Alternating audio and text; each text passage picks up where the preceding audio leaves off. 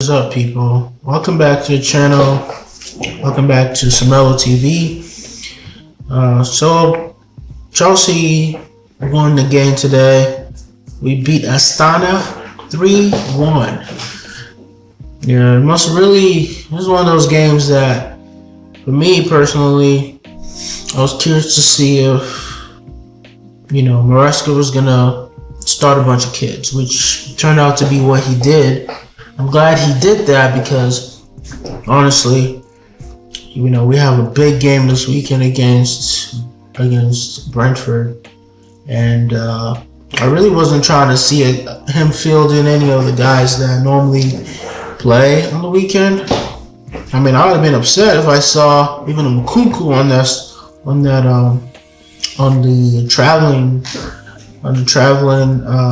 lists. The players that were traveling to Astana, which Maresca did say was a 48-hour trip, a round trip. Which, god damn, they're still flying home right now. So, it was definitely a good game to win, and we were able to field a lot of a lot of youth team. And a lot of academy boys are out there as well, like Tyreek George, Achapong. I think I saw a Vale on the bench as well. We're gonna go over some of that as well, but I really just wanted to talk about us being able to go out there and win quite convincingly, actually. And yeah, it was only 3-1, but that game was complete domination. They scored one goal, and obviously that makes it seem like perhaps it kind of it makes you feel like they were in the game a little bit, but nah, that doesn't really tell the full picture, because at the end of the first half, we absolutely mailed it in, and we took off most of the starting lineup, and we basically just we took off all the most of our starters. Like you can see here that Neto came off, and we had to, we knew this game was under control. There was no coming back for Astana. So you can see the momentum graph here, where throughout, look at it right here. Was Astana even playing at all? Like, look at this. It's all blue. Just blue all the way. Blue. They had a little moment here. You can see that they didn't even have any momentum when they scored their goal, and then more momentum, and that just continues the entire game. Let's see the average possession of this game. Let's see overall ball possession, 69% to their 31%, and this is in the first half. It was even greater in the first half, and we scored all our goals in the first half. So I'm like, nobody even showed up for the second half. That was total domination.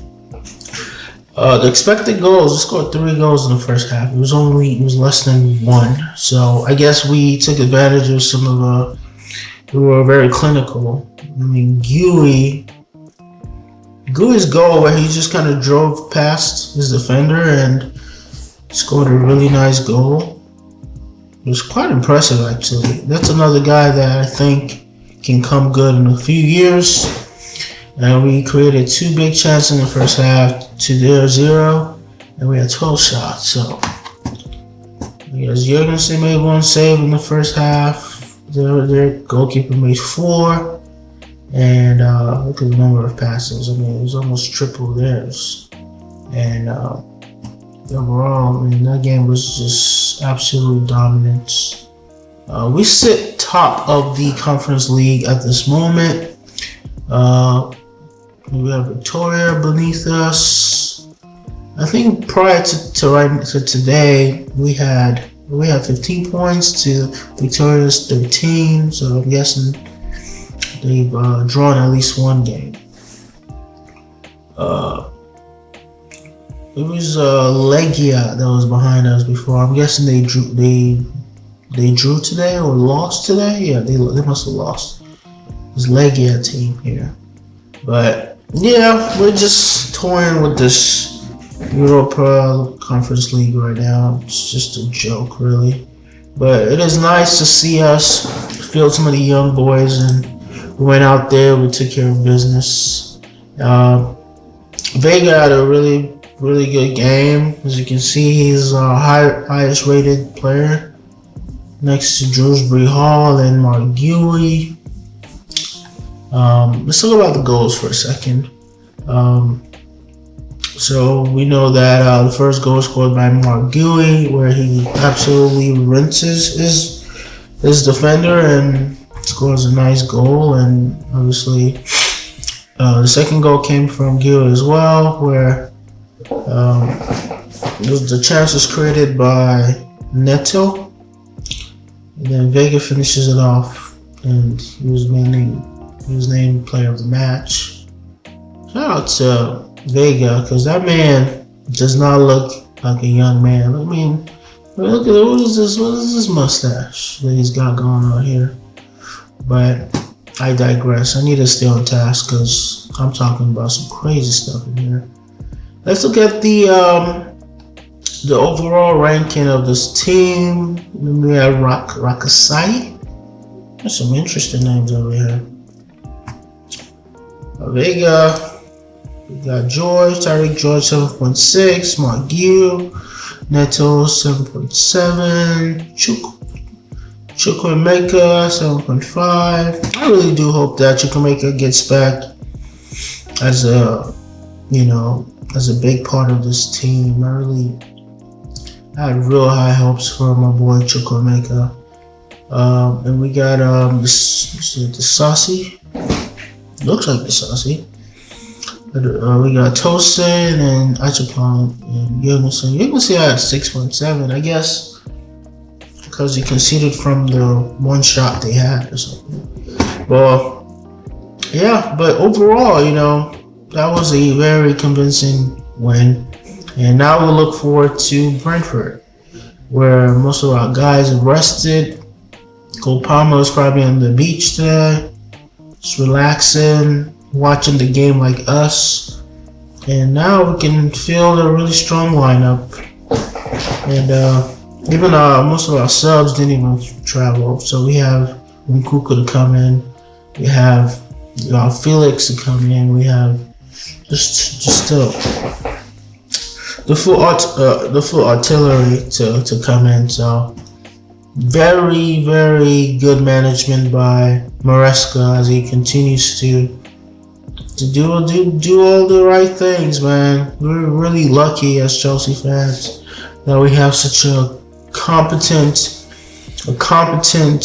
manager who has essentially managed this situation the best way possible. I know people were making jokes about us having this really bloated squad, but he somehow made this into a positive by simply playing the boys. It's like, yo, y'all gonna get your chances, but like Marguerite probably thought he was gonna play more football, but I'm sure he was happy with his goals today. Actually, the second goal was given as an own goal, now that I look at it. And then Vega scores a third. So, but overall, I think we're definitely a team that is on the up. So, it was really nice to see all the conversations changing surrounding Chelsea this week. A lot of people trying to force us into